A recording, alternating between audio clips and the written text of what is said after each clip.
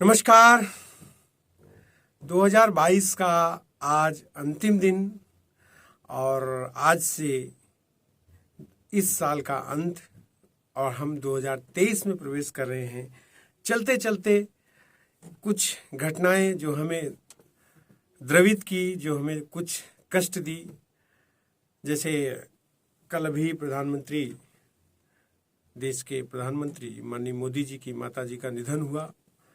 हम उनको भावभीनी श्रद्धांजलि अर्पित करते हैं और उनके चिर शांति के लिए प्रार्थना करते हैं। साथ ही महान खिलाड़ी, विश्व के महान खिलाड़ी पेले जिनका निधन हुआ, उनको भी हम श्रद्धांजलि अर्पित करते हैं। साथ ही एक बड़ी खबर ये भी है, ऋषभ पंत जो कि देश के अच्छे क्रिकेटर हैं और उनका एक्सीडेंट हो गया जिसमें उन्हें कुछ चोटें आई हैं। फिलहाल उनकी स्थिति कंट्रोल में है और वो स्वस्थ है और हम ईश्वर से प्रार्थना करते हैं कि वो जल्दी स्वस्थ हो जाए। तो आज वर्ष के अंतिम दिन में आज हम आपसे चर्चा करेंगे और एक छोटा सा विश्लेषण करेंगे कि 2022 शुरू में क्या था और आज क्या है। तो महंगाई की मार लगभग सबको लगी है। लॉकडाउन के बाद हर वर्ग इस महंगाई से परेशान है। सबको जो है, किसके भी आप पास पहुंच जाएंगे तो हर आदमी बोलेगा कि हमारा काम धंधा चौपट है, खराब है, अच्छा नहीं है, समय पे पेमेंट नहीं आ रहा है, लॉकडाउन की वजह से बिजनेस ही नहीं है, ट्रांजैक्शन हमारा इतना था, इतने से इतना हो गया। तो आज हम एक नज़र डालते हैं, एक रिपोर्ट हमारे पास है और 2022 1 जनवरी पे हम कहाँ थे और सामान्य जनजीवन जो हम, जैसे गैस हो गया, आटा दाल चावल हो गया, सब्जी हो गई, जो हमारी दैनिक दिनचर्या, जो हमारे घर में वस्तुएं प्रतिदिन उपयोग में आती हैं, उन पर नज़र डालते हैं आज और उसका विश्लेषण करते हैं कि 1 जनवरी 2022 को क्या थी और आज 31 जनवरी 31 दिसंबर, माफ़ कीजिएगा, 31 दिसंबर आज उनका भाव क्या है। तो एक आंकड़ा मैं आपको लेके आया हूँ, वो मैं आपको बताता हूँ कि क्या सस्ता हुआ और क्या महंगा हुआ।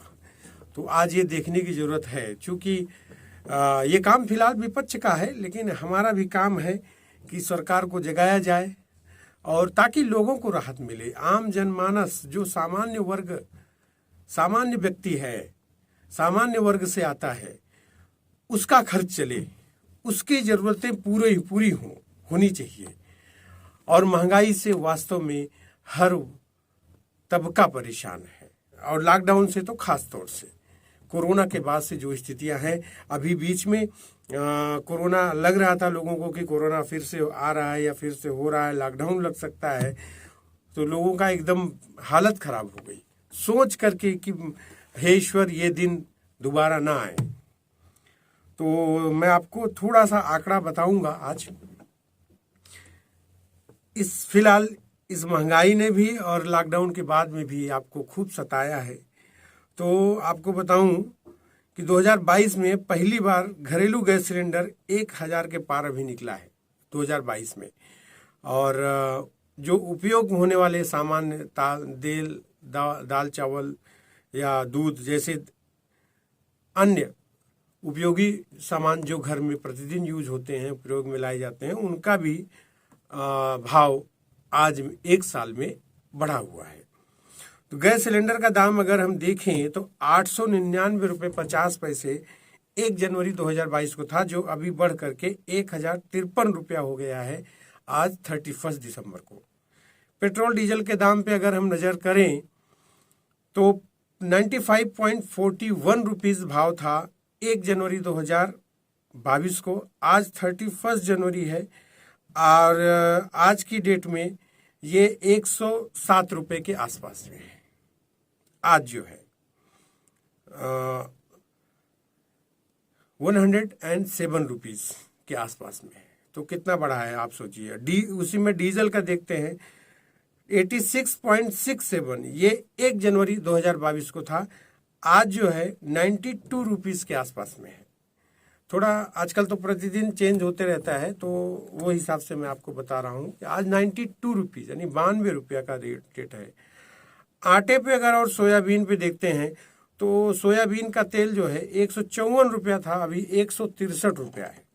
1 जनवरी 2022 को 154 रुपया था और अभी इस समय 163 रुपया है। और आटा जो है 26 रुपये का भाव चल रहा था, आज की डेट में 32 रुपया है। 1 साल में जो डिफरेंस आया है, जो भाव बढ़े हैं। तुअर दाल और चावल जो कि 32 थे, अभी 34 तक पहुंचे हैं। 103 तूर दाल था जो कि अभी 120 रुपया पहुंचा है भाव। तो कहने का मतलब लगभग हर चीज़ों का भाव बढ़ा ही है। टमाटर पे आते हैं। सब्जी जो हमारे यहाँ प्रतिदिन सलाद में आप यूज करते हैं और घर में जो सब खाना बनता है उसमें भी यूज होता है। 43 रुपीज़ था जो कि अभी 23 से 25 रुपये का भाव चल रहा है। हालांकि सब्जियों का भाव आते घटते बढ़ते रहता है, सीजन के हिसाब से इनका दाम कम होता है और ज़्यादा होता है। तो दूध और शक्कर में अगर नज़र मारें तो 48 रुपये था यानी 48 रुपीज़ था, आज की डेट में 52 रुपीज़ है। साखर, मराठी में साखर बोलते हैं, और शक्कर या चीनी यूपी में शक्कर चीनी बोलते हैं, 40 रुपया थी, आज 41 रुपया है। सोने की बात करें ज्वेलरी बाजार में तो 48,279 ये 1 जनवरी 2022 यानी 1 जनवरी 2022 का भाव था। आज का भाव जो है 54,935 यानी कि लगभग 55,000 यानी कि लगभग 7,000 का भाव इसमें बढ़ा है 1 साल में। चांदी का अगर देखें तो प्रति किलो 62,035 थी, आज ये 68 में है। 68,520 68,520 का भाव अभी चल रहा है, जो कि भाव 1 साल पहले यानी 1 जनवरी 2022 को इसका भाव 62,035 रुपया था। इसी तरह स्टेट बैंक की जो ब्याज दरें हैं फिक्स एफडी की, फिक्स डिपॉजिट आप जो करते हैं तो उसमें 1 साल का 5% था जो अब बढ़ा के 6.7 किया गया है, और 2 साल का 5.10 था जिसे बढ़ा करके 6.75 कर दिया गया है। 3 साल का 5.30 था जो कि अब 30 दिसंबर 2022 को आपको 3 साल का 6.25 कर दिया गया है। 5 साल का इसी तरह 5.40 था जिसे बढ़ा के 6.25 कर दिया गया है। एसबीआई होम लोन की अगर दर की बात करें तो 6.80 की ब्याज दर थी जो कि अब बढ़ा करके 8.90 यानी लगभग 9% के आसपास कर दी गई है। सोचिए, 7 जो लोग लोन पे घर लिए हैं तो उनके लिए ये तो बुरी खबर है, तकलीफ वाली खबर है। 2022 में जो महंगाई बढ़ी है 6.01 जनवरी में थी और अप्रैल में 7.79 थी। 5 पॉइंट। अब सोचिए कि सोचने की बात यह है कि ये महंगाई बढ़ने का कारण क्या है। तो महंगाई बढ़ने का सीधा सीधा मतलब यह है कि आपके कमाए हुए पैसों का मूल्य कम होना। समझिएगा, उदाहरण के लिए यदि महंगाई दर आपकी 7% है, यदि महंगाई दर 7% है तो आपके कमाए 100 रुपए का मूल्य 93 रुपए होगा। 100 रुपए आप कमाते हैं तो उसका मूल्य 93 रुपए होगा।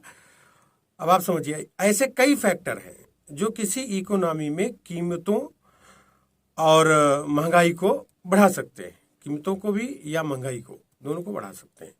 आमतौर पर महंगाई प्रोडक्शन कॉस्ट बढ़ने, प्रोडक्ट और सर्विसेज की डिमांड में तेजी या सप्लाई में कमी के कारण होती है। महंगाई के और भी इस तरीके के बड़े कई कारण हैं।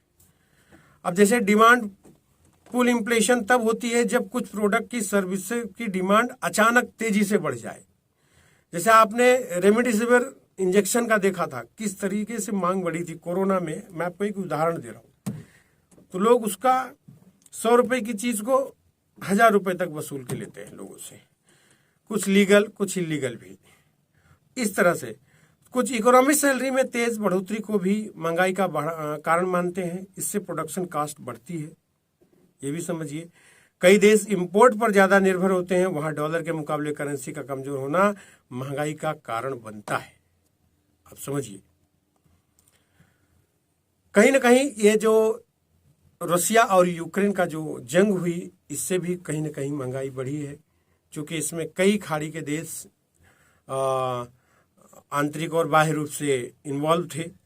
तो भारत में महंगाई के कारणों की बात करें तो डॉलर की तुलना में रुपया कमजोर होकर 80 के स्तर के पार कर गया था, और डॉलर महंगा होने से भारत का आयात और महंगा होता जा रहा है, और इससे घरेलू बाजार में चीजों के दाम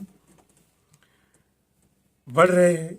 वहीं कोविड के बाद से सप्लाई चेन अभी भी पूरी तरह से पटरी पे नहीं आई है, जिसने महंगाई को बढ़ाया है। इसके अलावा रूस और यूक्रेन के युद्ध के कारण क्रूड ऑयल और खाने पीने का सामान, जैसे आपका मीठा तेल हम जो यूज करते हैं, मोस्टली वहीं से आता था। तो इन सब चीज़ों के दाम बढ़े हैं।